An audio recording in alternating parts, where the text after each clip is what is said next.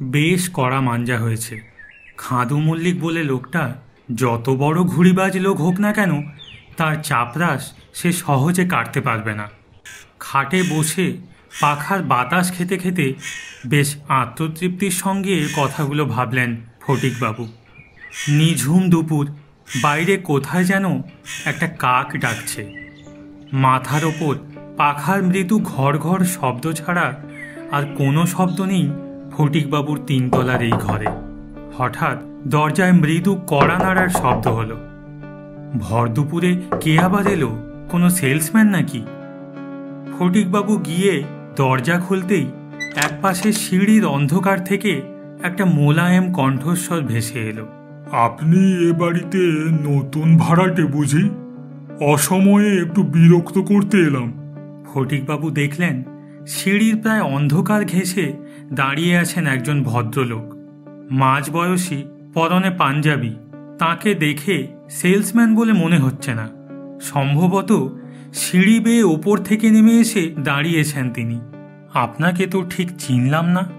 আমার নাম অবিনাশ হালদার।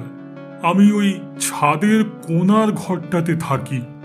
ছাদে আপনি ঘুড়ির মাঞ্জা দিচ্ছিলেন। আমার আবার এক সময় ঘুড়ি ওড়ানোর খুব শখ ছিল, তাই ভাবলাম একবার আপনার সঙ্গে পরিচয় করে আসি। দুদণ্ড কি কথা বলা যাবে আপনার সঙ্গে? ছাদের কোণায় একটা ঘর আছে। লোকটা তাহলে হয়তো সত্যিই সেখানে থাকেন। মাস তিনেক হলো উত্তর কলকাতার এই 4 তলা পুরনো বাড়িটায় ভাড়াটে হিসেবে উঠে এসেছেন ফটিকবাবু। বাড়িটায় অনেক খুপড়ি খুপড়ি ঘর, তবে এখানে যে যার মতো থাকে, কেউ কাউকে বিরক্ত করে না।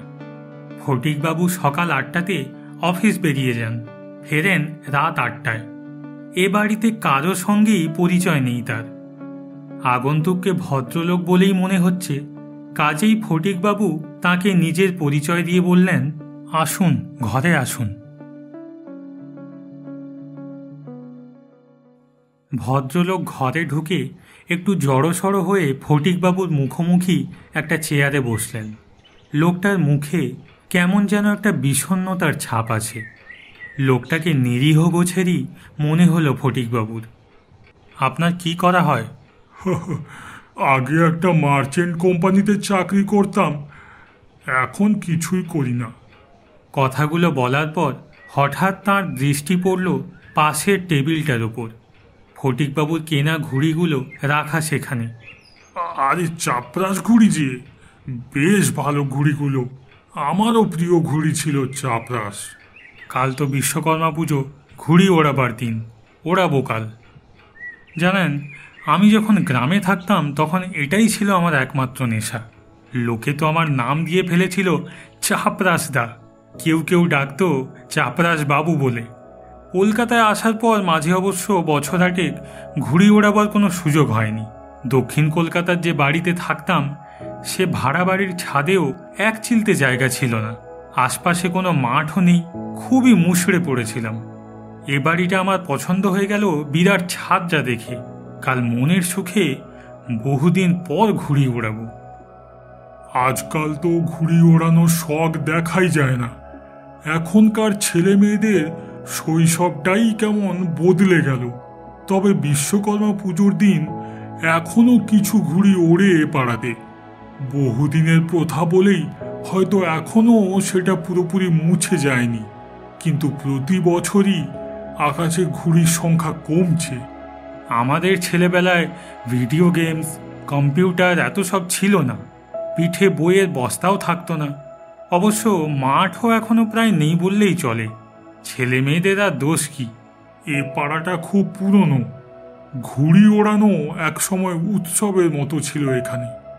বিশ্বকর্মা পুজোর 1 মাস আগে থেকেই ঘুড়ি ওড়াবার প্রস্তুতি শুরু হয়ে যেত। বিরাট বিরাট ছাদগুলোতে মাঞ্জা দেওয়ার জন্য দখল নেওয়া হতো। কত রকম গোপন ফর্মুলা ছিল সেসব মাঞ্জার। চন্দননগর থেকে কেউ নিয়ে আসতো বেলোয়ারি কাঁচের মিহি গুঁড়ো, কেউ ছুটতো ক্যানিংয়ে কচ্ছপের ডিম খুঁজতে। সে ডিম মাঞ্জায় মেশানো হতো। একবার কেদার ঘোষ বলে একটি লোক 90টা ঘুড়ি কেটেছিল। পরে শোনা গেল সে নাকি শ্মশান থেকে মানুষের হাড়ের গুঁড়ো এনে মিশিয়েছিল মাঞ্জার সাথে।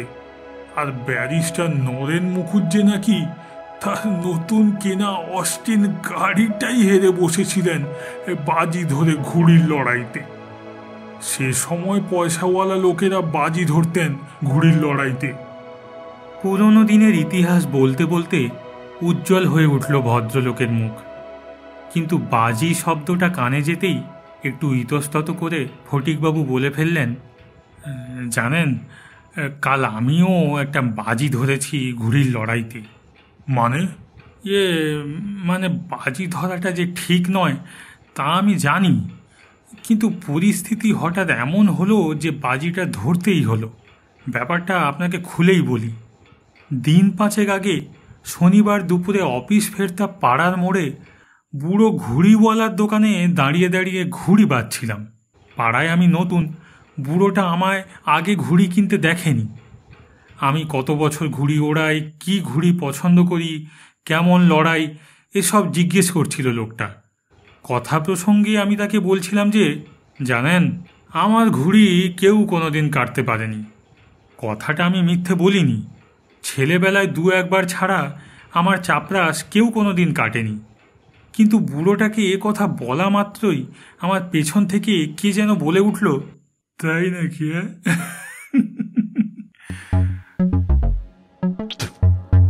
আমার ঘুড়িও কেউ কাটতে পারেনি। তো বিশ্বকর্মা পুজোর দিন একটা লড়াই হবে নাকি? কে কত ঘুড়িবাজ দেখা যাবে। তাকিয়ে দেখি আমার ঠিক পিছনে মাঝবয়সী একজন লোক দাঁড়িয়ে।